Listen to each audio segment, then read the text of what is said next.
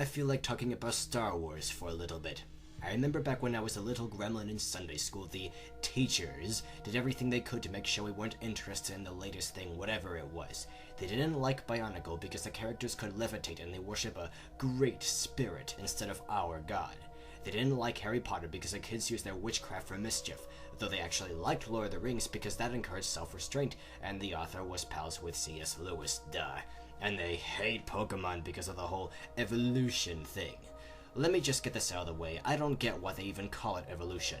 Evolution is a long, gradual change that spans across many generations, each just slightly different than the last.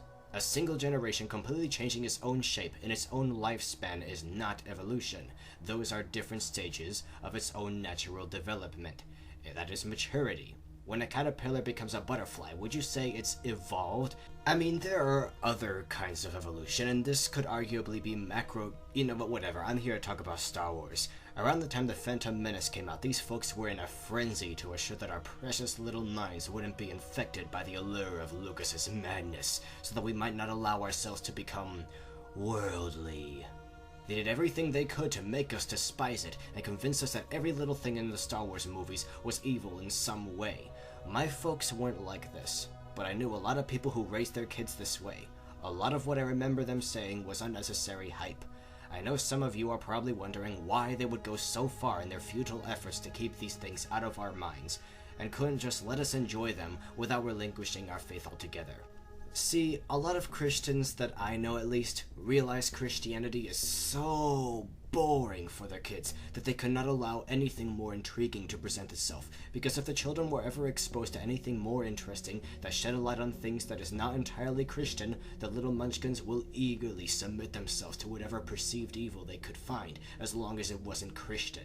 And I'm not talking about other religions that in some ways inevitably clash with the Christian faith. I'm not talking about creationism versus evolution. I'm talking about cartoon animals in pint-sized orbs and little green men in spaceships.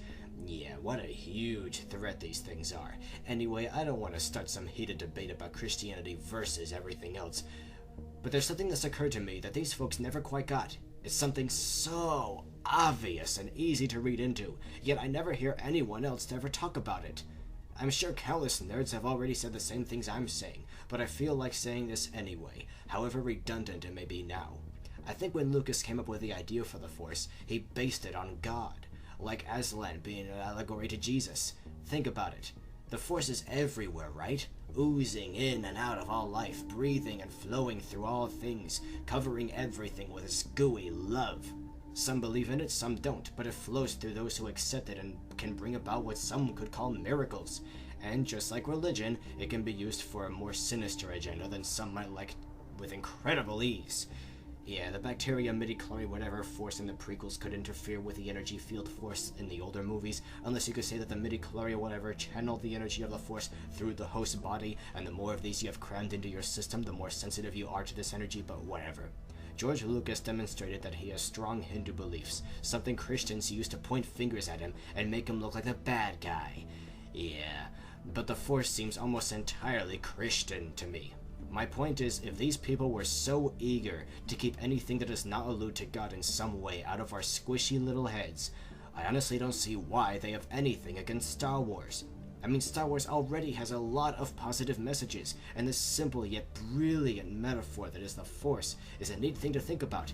You'd be surprised by what can start its own religion these days, though, that ends up competing with all the others, so maybe that's why the Sunday school teachers were so desperate to stifle any interest we had in anything aside from VeggieTales.